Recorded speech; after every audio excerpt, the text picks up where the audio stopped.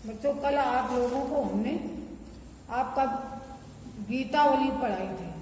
गीतावली में एक दोहा रह गया था, एक पद ध्यान से, तो वो पढ़ा रहे हैं। देखो, हृदय घाव मेरे पीर रघुबीर, पाई सजीवन जाग कहत यूं, प्रेम पुलक बिसराय शरीर, मोई कहाँ बूझत पुन पुन, जैसे पाठ हरत चर्चा की रे, शोभा सुख छत लाओ भूप कर, केवल कांत मोल हीरे, तुलसी सुन सौमित्र वचन सब, धरि न सकत धीरो धीरे।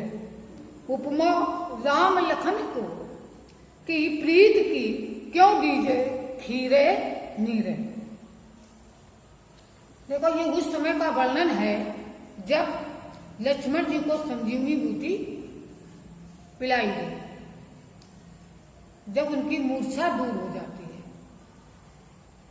तो सभी लोग लक्ष्मण जी की हालत पूछने लगे कि हृदय घाव मेरे पीर रघुबीर, पाए सजीवन जाग कहते हो, प्रेम पुलक बिसराय शरीर।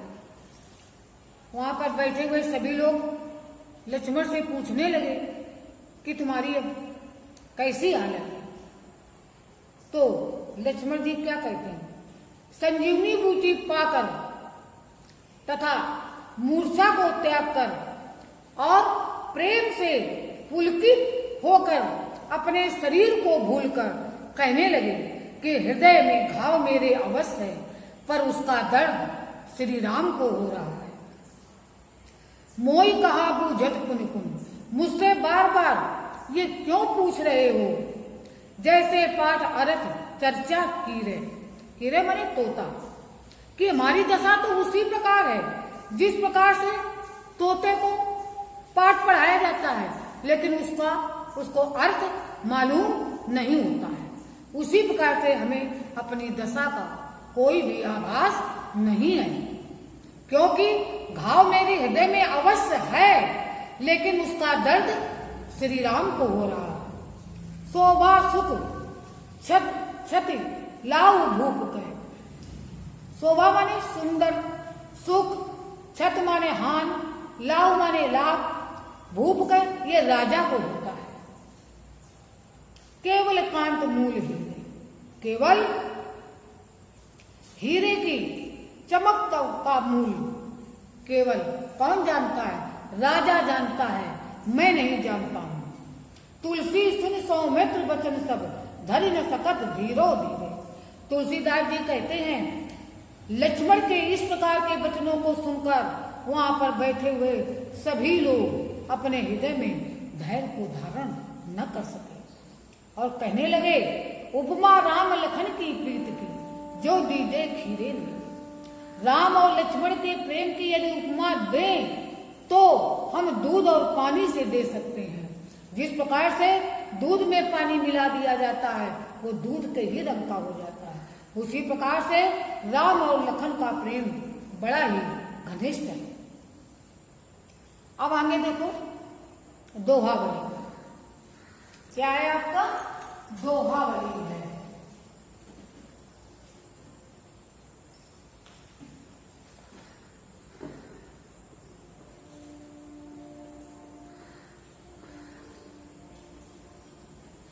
दोहा, हरो चरई तापई व्रत, हरे पसारई हाथ, और तुलसी स्वारत मीत सब, परमारथ रघुनाथ।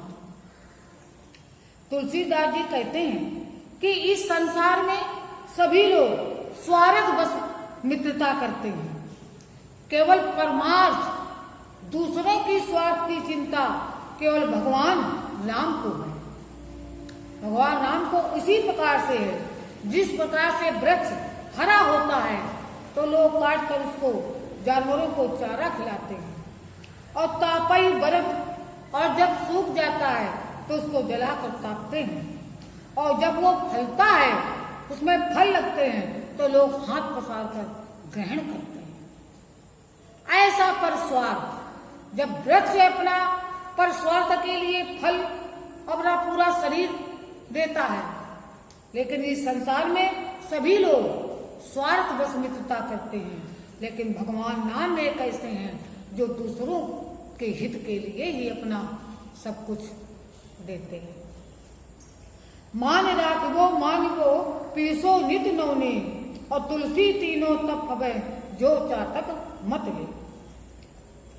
तुलसीदास जी कहते हैं यदि अपना मान सम्मान रखना है, मान राखबो मांगबो पीसो नित नौने, और तुलसी तीनों तप हवे जो चातक मत। तुलसीदास जी कहते हैं कि मान सम्मान और मांगना और अपने प्रीतम से नया प्रेम करना, ये तीनों तभी सुशोभित होते हैं जब मनुष्य चातक पक्षी होता है उसकी बुद्धि को ग्रहण करे।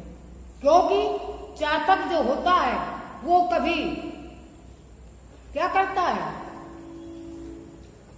कभी अपना मान सम्मान नहीं खोता। अगर बादल से पानी मांगता है तो ऊपर मुंह करके मांगता है, नीचे का ग्रहण नहीं करता है। जो उसके मुंह में बूंदें गिर जाती हैं वही ग्रहण करता है, वो मान सम्मान से लेता है, मांगता है। कहते हैं कि मान राखबो मांगबो पीसो नित नौने, मान सम्मान रखना, मांगना और अपने प्रीतम से नित्य नया प्रेम करना, ये तीनों तुलसीदास जी कहते हैं तभी सुशोभित होते हैं जब चातक की बुद्धि को ग्रहण करें। नहीं जाचत नहीं संग्रही, शीश नाई नहीं ले, और ऐसे मानी मांगने को बारिद बिन दे। तुलसीदास जी कहते हैं नहीं जाचत, चातक जो है पक्षी न मांगता है, नहीं संग्रही, न जल को एकत्र करता है, और शीश नाई नहीं ले, और शीश झुकाकर के भी नहीं लेता है। ऐसे मन मान सम्मान से मांगना चाहिए जो बादल जो है बिन दे को बारिद बिन दे, यानी ऐसे मान सम्मान से मांगता है कि बादल जो है उसे क्या करता है, पानी को देता है। चरण चोच लोचन रंगो चलो मराली चाल, क्षीर नीर विवरण समय बक उगरत ते काल। तुलसीदास जी कहते हैं कि बगुला चाहे अपने चरण और अपने चोंच तथा नेत्रों को लाल रंग से रंग ले और मराली चाल, हंस की चाल चलने लगे, लेकिन बगुला उसी समय पहचान में आता है, क्षीर नीर विवरण समय बक उगरत ते काल। दूध और पानी के विवेचन के समय ही बगुला पहचान में आता है। आप कई सब भलो, अपनो कई कई कोय, तुलसी सब कई जो भलो, सुजन सराहे सो। तुलसीदास जी कहते हैं अपने को तो सभी अच्छा कहते हैं, अपने कह कोई कोय, अपने कहने से क्या होता है। तुलसीदास जी कहते हैं सब कहें जो भला, यदि सभी लोग अच्छा कहें और सुजन माने सज्जनों द्वारा प्रशंसा की जाए, वही संसार में अच्छा होता है। ग्रह भेषज जन पवन पट पाई कुजोग सुजो, होय कुबस्त सुबस्त जग लखन सुलक्षण लो। तुलसीदास जी कहते हैं नक्षत्र, औषध, जल, पवन माने हवा और पट माने वस्त्र, ये जो है कुजोग बुरा योग पाते हैं तो बुरे बन जाते हैं, और सुजोग यदि अच्छा योग पाते हैं तो ये अच्छे बन जाते हैं। होय कुबस्त सुबस्त जग लखई सुलक्षण लोग, सज्जन लोग यही देखते हैं कि संसार में कोई भी चीज है यदि अच्छा योग पाएगी तो वो लाभकारी होगी, और बुरा योग पाएगा तो वो हानिकारक होता है।